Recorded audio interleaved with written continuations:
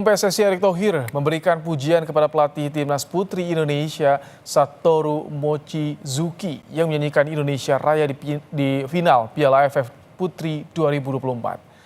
Dalam unggahan video di Instagram, Erick memperlihatkan pelatih Satoru Mochizuki yang menyanyikan Indonesia Raya menggunakan contekan pada kertas.